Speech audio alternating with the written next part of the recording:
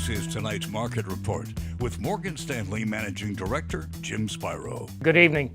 Today, basically a mirror image of yesterday, with all three major indices finishing slightly in the red and bond yields ticking slightly higher.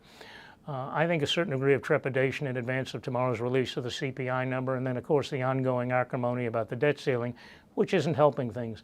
That said, on the optimistic side, I told you I thought yesterday that the Fed was probably close to the end of its cycle.